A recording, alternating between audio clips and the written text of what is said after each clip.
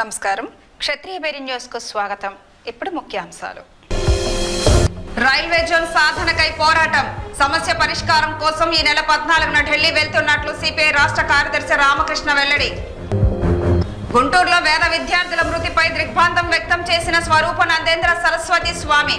మృతుల కుటుంబాలకు అండగా ఉంటామన్న శారదా పీఠాధిపతి. నూతనంగా ఎమ్మెల్సీగా ఎన్నికైన వంశీకృష్ణ శ్రీనివాస్ కు విశాఖ విమానాశ్రయంలో ఘన స్వాగతం. తరలి వచ్చిన అభిమానులు, పార్టీ శ్రేణులు. రాష్ట్రంలో తలెత్తుతున్న పరిస్థితులతో ప్రజలు ఇబ్బందులు పడుతున్నారన్న టీడీపీ నేత మూర్తి యాదవ్. జగన్ పాదయాత్రలో ఇచ్చిన హామీలు అమలు చేయడంలో విఫలమయ్యారని ఆరోపణ. ఇప్పుడు వార్తల వివరాలు చూద్దాం. విశాఖ రైల్వే జోన్ సాధనకై ఈ నెల 14న ఢిల్లీ వెళ్తున్నట్లు సిపిఐ రాష్ట్ర కార్యదర్శి కె రామకృష్ణ తెలిపారు. మీడియా సమావేశంలో ఆయన మాట్లాడుతూ విశాఖ రైల్వే జోన్ అనేది చిరకాల కోరిక అని అన్నారు. రాష్ట్ర విభజన అనంతరం రైల్వే జోన్ ఏర్పాటు చేస్తామని చెప్పిన నేతలు ఆ మాటకు కట్టుబడి ఉండాలని అన్నారు. రైల్వే జోన్ సాధనకై ఇప్పటికే అనేక రూపాల్లో ఉద్యమం చేపట్టామని తెలిపారు. కేంద్రం తక్షణమే దీనిపై అధికారిక ప్రకటన చేయాలని రామకృష్ణ డిమాండ్ చేశారు. అంతేకాకుండా రాష్ట్ర విభజన సమయంలో స్పష్టంగా పార్లమెంట్లో చెప్పారు, విశాఖ రైల్వే జోన్ ఏర్పాటు చేస్తారు. నిన్న పార్లమెంట్ సభలో కేంద్ర రైల్వే మంత్రి అశ్విని వైష్ణవ్ గారి ప్రకటనతో ఆంధ్ర రాష్ట్ర ప్రజలు దిగ్భ్రాంతికి గురయ్యారు. ప్రత్యేకించి విశాఖ రైల్వే జోన్ విషయంలో కేంద్ర మంత్రి మాటలు ప్రజల మనసులో చాలా గాయపరిచాయి. ఎందుకంటే ఉత్తరాంధ్ర ప్రజలు గత దశాబ్ద కాలంగా విశాఖ రైల్వే జోన్ కోసం పోరాడుతూ ఉన్నారు. అంతేకాకుండా రాష్ట్ర విభజన సమయంలో స్పష్టంగా పార్లమెంట్లో చెప్పారు, విశాఖ రైల్వే జోన్ ఏర్పాటు చేస్తామన్నారు. అంతేకాకుండా ఏపీ రియాక్షన్ యాక్ట్ 2014లో కూడా పొందుపరచడం జరిగింది. ఈ ఇటీవల కాలంలో ఈ సెకండ్ టైం నరేంద్ర మోడీ ప్రభుత్వం అధికారంలోకి వచ్చిన తర్వాత కూడా మేము రైల్వే జోన్ ఏర్పాటు చేస్తామని కూడా స్పష్టంగా చెప్పడం జరిగింది. ఇప్పుడు మంత్రి గారు ఏమంటా ఉన్నారంటే కొత్తగా రైల్వే జోన్లు ఎక్కడ ఏర్పాటు చేసేది లేదు, ఆల్రెడీ 17 జోన్లు ఉన్నాయి, ఆ 17 జోన్ల లిస్ట్ ఇది అని చెప్తా ఉన్నారు. ఆ లిస్టులో ఇవాళ విశాఖపట్నం పేరు లేదు. కాబట్టి ఏమంటే ఇది పక్కా మోసం, దగా తప్ప మరొకటి కానే కాదు. దీనిపైన రాష్ట్రానికి చెందిన పార్లమెంట్ సభ్యులందరూ కూడా స్పందించాలని చెప్పి కోరుతా ఉన్నారు. అదేవిధంగా ముఖ్యమంత్రి జగన్మోహన్ రెడ్డి గారి శాశ్వత వైఖరి సరైనది కాదు. ఎందుకంటే వారు ప్రత్యేక హోదా ఇవ్వాల, విభజన. గుంటూరు జిల్లా మాదిపాడులో వేద విద్యార్థుల విషాదంపై విశాఖ శ్రీ శారదా పీఠాధిపతులు స్వరూపనందేంద్ర సరస్వతి స్వామి స్పందించారు. మాదిపాడు వేద పాఠశాల విద్యార్థులు విషాద వార్త కంటతడి పెట్టించిందన్నారు. మృతుల కుటుంబాలకు విశాఖ శ్రీ శారదా పీఠం ఆదుకుంటుంది అని తెలిపారు. 50,000 రూపాయల చొప్పున సహాయం అందిస్తామని తెలిపారు. మిగిలిన విద్యార్థులను తమ వేద పాఠశాలలో చదివించడానికి ఆయన సుముఖం వ్యక్తం చేశారు. 5 విద్యార్థులు నదీ స్నానం చేస్తూ ఉంటే చనిపోవడము, వాళ్ళతో పాటు ఆచార్యులు అంటే గురువులు వారు కూడా మరణించడం చాలా బాధాకరమైన విషయం. ఇది కాలమహిమో దురదృష్టమో తెలియదు కానీ ఇది చాలా చింతించవలసిన విషయం. హిందూ ధర్మానికి మూలం వేదమే. నిజంగా భారతదేశంలో వేదాన్ని నిలబెట్టడానికి కష్టమవుతున్న తరుణంలో ఇలాంటి ప్రమాద ఘటన చాలా దురదృష్టకరం. దీనిని విశాఖ శ్రీ శారదాపీఠం చాలా దురదృష్టంగా భావించి, భగవంతుడా ఇటువంటి ఆపదలు వేదం చదువుకున్న విద్యార్థులకి కానీ వేద పండితులకి కానీ ఇటువంటి రాకూడదని మేము ప్రార్థిస్తూ, ఈరోజు చనిపోయిన వేద విద్యార్థులు పాపం ఎక్కడెక్కడి నుంచో వచ్చారు. వారికి తల్లిదండ్రులకి విశాఖ శ్రీ శారదాపీఠం తరపున 50,000 రూపాయలు ఒక్కొక్కరికి వాళ్ళకి అందజేస్తున్నాం. వాళ్ళకి ఎటువంటి అవసరాలైనా తీర్చడానికి విశాఖ శ్రీ శారదాపీఠం వాళ్ళ తల్లిదండ్రులకి సహకరించడానికి ముందుంది. ఆ రకంగానే విద్యార్థులు ఎవరైనా చదువుకోవాలి అని అక్కడ అనుకుంటే అక్కడ వాళ్ళు వచ్చి విశాఖ శ్రీ శారదాపీఠంలో ఋగ్వేదం ఉంది, యజుర్వేదం ఉంది, అలాగే షోడశ కర్మలతో కూడుకున్న స్మార్త విద్య ఉంది. విశాఖ విమానాశ్రయానికి చేరుకున్న నూతన ఎమ్మెల్సీగా ఎన్నికైన వంశీకృష్ణ యాదవ్ కు అభిమానులు, కార్యకర్తలు ఘన స్వాగతం పలికారు. అనంతరం విశాఖ విమానాశ్రయం నుంచి రోడ్డు మార్గాన భారీ ఊరేగింపుగా వైకాపా కార్యాలయానికి బయలుదేరారు. విశాఖ విమానాశ్రయం వంశీకృష్ణ అభిమానులతో కిక్కిరిసిపోయింది. వంశీకృష్ణకు వైఎస్ఆర్సీపీ అభిమానులు, నాయకులు, కార్యకర్తలు పుష్పగుచ్చం, శాలువాతో ఘనంగా సత్కరించారు. రాష్ట్రంలో నెలకొన్న పరిస్థితులు వెంటిలేటర్ పై ఉన్నాయని రాష్ట్ర పార్టీ కార్యదర్శి విఎస్ఎన్ మూర్తి యాదవ్ అన్నారు. జగన్మోహన్ రెడ్డి ముఖ్యమంత్రి కావడం కోసం పాదయాత్ర సమయంలో అమలులోనే వాగ్దానాలు చేశారని, ఫలితంగా రాష్ట్ర ఆర్థిక పరిస్థితి అత్యంతం దయనీయంగా తయారైందని ఆందోళన వ్యక్తం చేశారు. రాష్ట్రానికి ఒక కొత్త కంపెనీ కూడా తేలేకపోయారని, ముఖ్యమంత్రి జగన్ కారణంగా రాష్ట్ర పోలీసు వ్యవస్థ అబాసుపాలైందని విమర్శించారు. వైసీపీ నాయకులు దోపిడీదారులు మాదిరిగా తయారయ్యారని, వైసీపీ ప్రభుత్వం పనితీరుపై ప్రజలు విసిగి చెందారని, వచ్చే ఎన్నికల్లో మళ్లీ టీడీపీ అధికారంలోకి రావడం ఖాయమని జోస్యం చెప్పారు. ఇవాళ రాష్ట్రం వెంటిలేటర్ మీద ఉంది. ఆర్థిక పరిస్థితిగా చూస్తే ఇంకా ఈ వాళ్ళ వరకే ఈ సీన్ వాళ్ళ మొత్తం కొలాప్స్ అయిపోయింది రాష్ట్ర ప్రభుత్వం. ఆవేళ పాదయాత్రలో ఎన్ని మాయమాటలు చెప్పాలో, ఎన్ని మోసాలు, మంత్రాలు, తంత్రాలు చేయాలో చేశాడు. మ్యాన్స్క్రిప్ట్ చేసి జనం కూడా, నేను ఆ శీలానగర్ దగ్గర ఉన్నాను, బస్సులు రై అని వస్తున్నాయి. అన్న ఎక్కడి నుండి వస్తున్నానంటే మేమా కర్నూలు అన్నాడు. కర్నూలు ఏదంటే జగన్ రెడ్డి మీటింగ్ పోతా ఉన్నాం అన్న.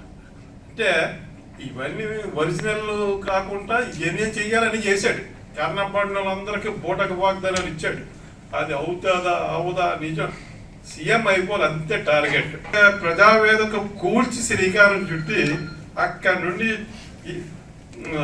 ఈ రోజు వరకు విధ్వంసానికి ఫుల్ స్టాప్ లేదు, ఎక్కడ ఆపలేదు. ఏడు జరుగుతుందో ప్రజలందరూ వైసీపీలోని పిచ్చెక్కిపోయి తిరిగిన వాళ్ళు కూడా నాలుగు ఖర్చుకొని పొరపాటు అయిపోయిందని అందరూ. కాకపోతే ఒకటి, ఈడేం చేస్తాడో, అమ్మో ఎందుకు వచ్చిన బాధ, టీడీపీ చూస్తే గవర్నమెంట్లో లేరు అని భయపడి ఉన్నారు. GVMC commissioner Lakshmisham, ward corporator Velluru Bhaskar Rao, పలువురు అధికారులు 35వ వార్డులో పర్యటించారు. వార్డులోని పలు ప్రాంతాల్లో పర్యటించి వార్డులో నెలకొన్న సమస్యలను తెలుసుకున్నారు. Purna market, Indira Priyadarshini municipal stadium, Velampeta, Lakshminagar తదితర ప్రాంతాల్లో పర్యటించారు. వార్డులో నెలకొన్న పలు సమస్యలను కార్పొరేటర్ భాస్కర్ రావు కమిషనర్ దృష్టికి తీసుకెళ్లారు. పరిష్కారానికి చర్యలు తీసుకోవాలని కోరారు. ఈ సందర్భంగా కార్పొరేటర్ వెల్లూరి భాస్కర్ రావు మీడియాతో మాట్లాడుతూ వార్డుల్లో నెలకొన్న సమస్యల పరిష్కారానికి చిత్తశుద్ధితో కృషి చేస్తున్నట్లు చెప్పారు. బీసీలకు అధిక ప్రాధాన్యత ఇస్తూ ఎన్నో పదవులను కేటాయించిన ఘనత ముఖ్యమంత్రి వైఎస్ జగన్మోహన్ రెడ్డికే దక్కుతుందని 35వ వార్డు కార్పొరేటర్ వెల్లూరి భాస్కర్ రావు తెలిపారు. ఎమ్మెల్సీగా ప్రమాణ స్వీకారం చేసి తొలిసారిగా నగరానికి వస్తున్న చెల్లిబోయిన వంశీకృష్ణ శ్రీనివాస్ యాదవ్ కు స్వాగతం పలికేందుకు బైక్ ర్యాలీ సాగిస్తూ వెళ్లారు. 35వ వార్డులో ప్రారంభమైన బైక్ ర్యాలీని కార్పొరేటర్ భాస్కర్ రావు దుర్గాలమ్మ గుడి వద్ద జెండా ఊపి ప్రారంభించారు. ఈ సందర్భంగా ఆయన మాట్లాడుతూ గతంలో ఎన్నడూ లేని విధంగా పెద్ద సంఖ్యలో బీసీలకు ముఖ్యమంత్రి జగన్ పదవులు ఇచ్చారన్నారు. బీసీల అభివృద్ధి సంక్షేమానికి పెద్దపీట వేస్తూ అనేక కార్పొరేషన్లు ఏర్పాటు చేశారని తెలిపారు. ముఖ్యమంత్రి జగన్మోహన్ రెడ్డి పాలనలో బీసీలు ఎన్నో ప్రయోజనాలు పొందుతున్నారని అన్నారు. ఇచ్చిన మాట కమిట్మెంట్ అంటే దివంగత మహానేత డాక్టర్ వైఎస్ రాజశేఖర రెడ్డి గారి కుటుంబీకులు అందరి దగ్గర నుంచి కూడా కమిట్మెంట్ కోసం ఎంతకైనా సరే, ఎలాంటి కష్టంకి వచ్చినా సరే నిలబడే ఏకైక నాయకులు ఎవరైనా ఉన్నారంటే మా వైఎస్ జగన్మోహన్ రెడ్డి గారు. ఎందుకు అంటే నామినేటెడ్ పదవులు కానివ్వండి, ఎమ్మెల్సీల పదవులు కానివ్వండి, గత ప్రభుత్వాలు అన్నీ కూడా చూస్తూనే ఉన్నాం. మనం 75 సంవత్సరాల ప్రజాస్వామ్య చరిత్రలో ఎన్నో ప్రభుత్వాలు మారినాయి, ఎన్నో పార్టీలు వచ్చినాయి పోయినాయి. పార్టీలు భూస్థాపితలో కూడా కలిసిపోయే రోజులు కూడా దగ్గరలోనే ఉన్నాయి. ఏ ప్రభుత్వేతర పార్టీ అయినా సరే, ఏ ప్రజాస్వామ్యంలో పొలిటికల్ పార్టీ అయినా సరే, నామినేటెడ్ పదవులు అన్నీ కూడా ప్రతి ఒక్కరూ కూడా అమ్మకాలకి, అది ఎవరికి అంటే కమిట్మెంట్ బిజినెస్ మ్యాన్లకు కానివ్వండి, డబ్బున్న బడా బాబులకు కానివ్వండి, నామినేటెడ్ పదవులు ఎమ్మెల్సీలు కానివ్వండి, రాజ్యసభలు కానివ్వండి, అన్నీ అమ్మకంగా జరిగినాయి. అసలు ఈరోజు వాటన్నిటికీ భిన్నంగా జగన్మోహన్ రెడ్డి గారి పాదయాత్రలో పేదలకు ఇచ్చిన కమిట్మెంట్లు నవరత్నాలు. నాయకత్వాన్ని తట్టి లేపి ప్రతి ఒక్కరిని ప్రోత్సహిస్తున్న జగన్మోహన్ రెడ్డి గారి నాయకత్వంలో, ఆయన అడుగుజాడల్లో ఆయన తాలూకా పార్టీలో పనిచేయడం మా అందరికీ కూడా ఆనందదాయకంగా ఉందని.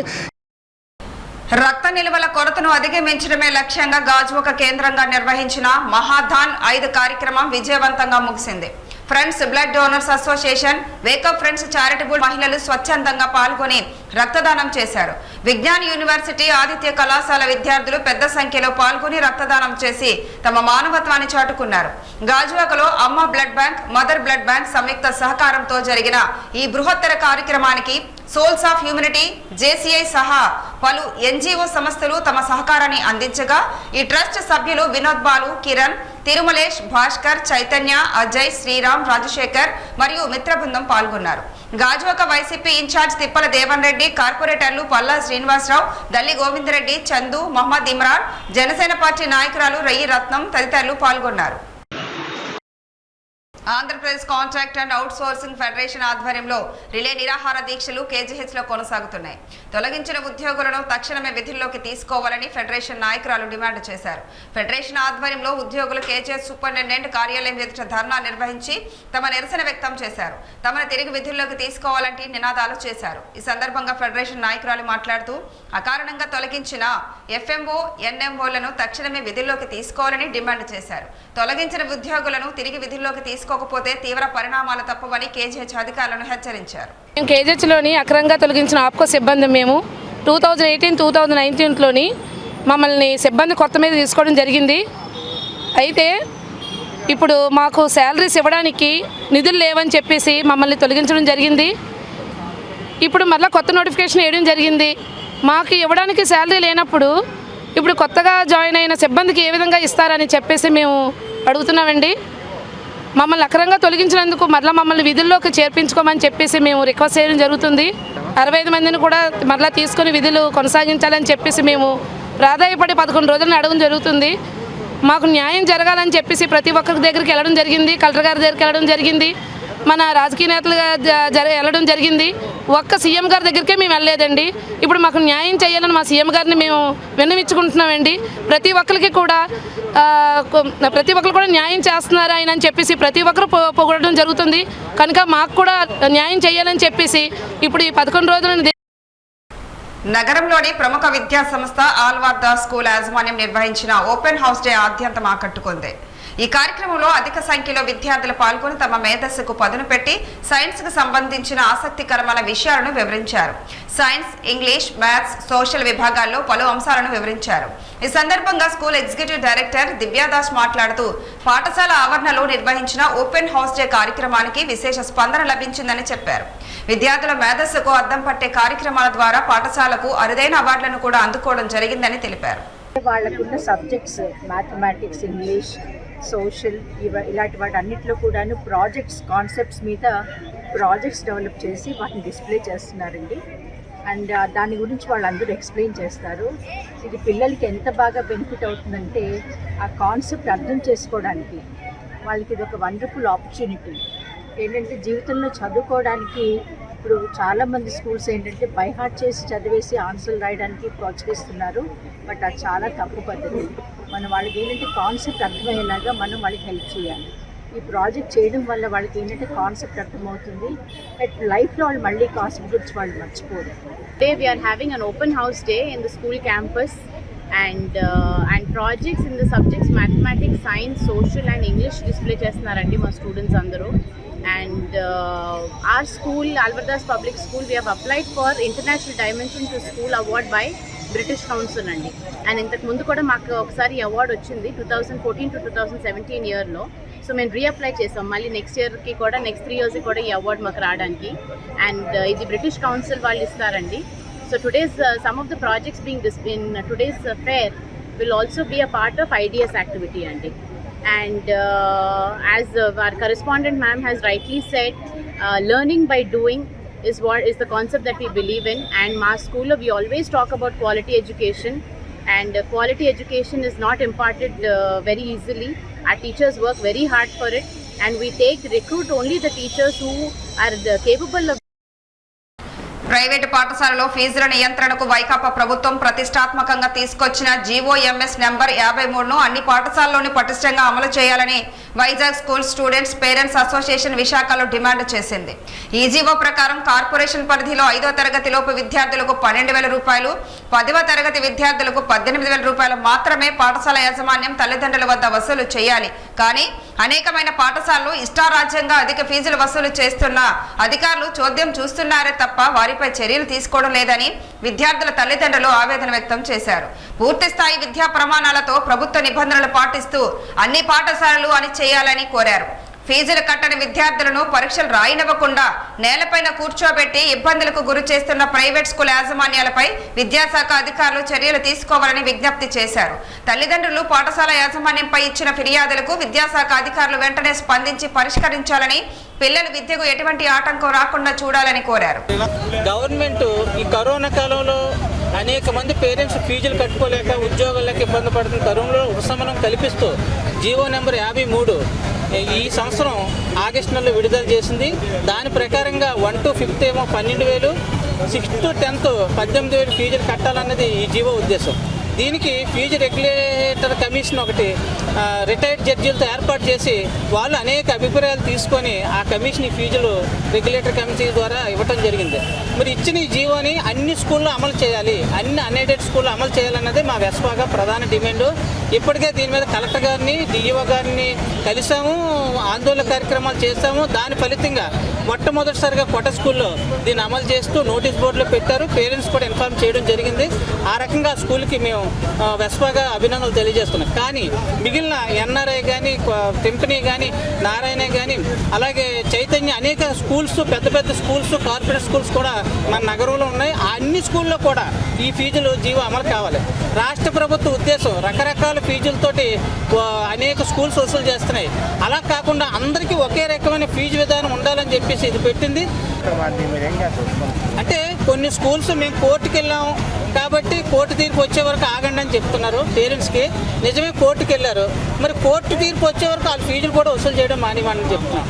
లేదనుకుంటే దాని పరిధికి లోబడి 12,000, 18,000 వసూలు చేయండి. టీచర్స్కి జీతాలు ఇవ్వాలి కాబట్టి కోర్టు తీర్పు లోబడి, జీవోకు లోబడి వసూలు చేయండి. కోర్టు తీర్పు మేనేజ్మెంట్కి అనుకూలంగా ప్రైవేట్ వాళ్ళకి వస్తే ఆ ఫీజు కట్టడానికి మేము పేరెంట్స్గా చెప్తాం. లేదనుకుంటే గవర్నమెంట్ జీవోకి అనుకూలంగా వస్తే ఆ ఫీజుల్ని కన్ఫర్మ్ చేయాలి. అందుకని మేము వాళ్ళకు అదే డిమాండ్ చేస్తున్నాం. కోర్టు తీర్పు సాకుతోటి, అలాగే ఈ సంవత్సరం కాదు వచ్చే సంవత్సరం ఈ జీవో అమలు అవుతుందని సాకుతోటి ఈ జీవోను వాయిదా వేస్తున్నారు. అది సరికాదు. ఇప్పటికే డిఈఓ గారు అన్ని ప్రైవేట్ స్కూళ్ళకి కూడా ఒక సర్క్యులర్ ఇష్యూ చేశారు. 53 ఆశ్రమ పీఠాధిపతి శ్రీనివాసానంద సరస్వతి తీవ్ర ఆగ్రహం వ్యక్తం చేశారు. తిరుమల తిరుపతి దేవస్థానాన్ని నాశనం చేయడమే లక్ష్యంగా రాష్ట్ర ప్రభుత్వం వ్యవహరిస్తుందని మండిపడ్డారు. నగరంలో జరిగిన మీడియా సమావేశంలో శ్రీనివాసానంద సరస్వతి మాట్లాడుతూ, జగన్ సర్కార్ అధికారంలోకి వచ్చిన నాటి నుండి హిందూ మతంపై అనేక విధంగా దాడులు అధికమయ్యాయని ఆవేదన వ్యక్తం చేశారు. తాజాగా ముఖ్యమంత్రి జగన్ తిరుమల తిరుపతి దేవస్థానాన్ని భ్రష్టు పట్టించేందుకు కంకణం కట్టుకున్నారని విమర్శించారు. కనీసం హైందవ మతంపై అవగాహన లేని వారితో జంబోపాలక మండలి ఏర్పాటు చేయడం పట్ల తీవ్ర అభ్యంతరం వ్యక్తం చేశారు. మీడియా సమావేశంలో ఆర్ఎస్ఎస్ సంఘటన జాతీయ అధికార ప్రతినిధి తురుగా శ్రీరామ్, తెలంగాణ బీజేపీ అధికార ప్రతినిధి రామచంద్రమూర్తి పాల్గొన్నారు. ఒక ఆధ్యాత్మిక భక్తి భావనతో ప్రతి ఇంటి దైవముగా ఆరాధించేటువంటి ఈ కలియుగ ప్రత్యక్ష దైవ స్వరూపం అవతారం వెంకటేశ్వరుడు. అటువంటి వెంకటేశ్వర స్వామి నిత్య కళ్యాణము పచ్చ తోరణముగా పిలువబడే స్వామి అభిజిత్ లగ్నములో ప్రతిరోజు కూడా ఆ స్వామివారికి కళ్యాణం నిరంతరము జరిగేటటువంటి ఒక దివ్యమైనటువంటి క్షేత్రము. దాదాపుగా 80 మందికి పైగా సుమారుగా కనీస అవగాహన లేనటువంటి చాలామంది అందులో పెద్దలు ఉన్నారు, ప్రత్యేక ఆహ్వానితులు. వారికి వెంకటేశ్వర స్వామి చరిత్ర తెలియదు, వెంకటేశ్వర స్వామి ఆలయ పవిత్రత ఎంత గొప్పదో తెలియదు, అక్కడ ఆచారాలు ఏమిటో తెలియదు. ఆ వెంకటేశ్వర స్వామికి ఇంతకు పూర్వం ఎప్పుడైనా ఈ ప్రత్యేక ఆహ్వానితులు, ఈ మహానుభావులు కనిపించే దాఖలాలు, సేవకులుగా కనిపించే దాఖలాలే లేవు. కనీస పరిజ్ఞానము హిందూ ధర్మ శాస్త్రాలపైన కానీ హిందూ ధర్మం మీద కానీ కనీస అవగాహన లేనటువంటి ప్రత్యేక ఆహ్వానితులు అంటూ ఒక జంబో క్యాబినెట్ని హిందూ సమాజం మీద ఒక గుదిబండలాగా తెచ్చి జగన్మోహన్ రెడ్డి గారు వైవి సుబ్బారెడ్డి గారి నాయకత్వంలో ఈ ముఖ్యాంశాలు మరొకసారి. రైల్వే జోన్ సాధనకై పోరాటం, సమస్య పరిష్కారం కోసం ఈ నెల 14న ఢిల్లీ వెళ్తున్నట్లు సిపిఐ రాష్ట్ర కార్యదర్శి రామకృష్ణ వెల్లడి.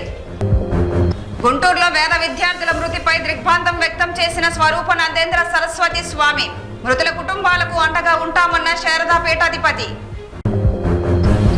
నూతనంగా ఎమ్మెల్సీగా ఎన్నికైన వంశీకృష్ణ శ్రీనివాస్ కు విశాఖ విమానాశ్రయంలో ఘన స్వాగతం. తరలి వచ్చిన అభిమానులు, పార్టీ శ్రేణులు. రాష్ట్రంలో తలెత్తుతున్న పరిస్థితులతో ప్రజలు ఇబ్బందులు పడుతున్నారన్న టీడీపీ నేత మూర్తి యాదవ్. జగన్ పాదయాత్రలో ఇచ్చిన హామీలు అమలు చేయడంలో విఫలమయ్యారని ఆరోపణ. ఈ వార్తలు ఇంతటితో సమాప్తం. తిరిగి మళ్ళీ బులెటిన్లో కలుద్దాం. అంతవరకు సెలవు. నమస్కారం.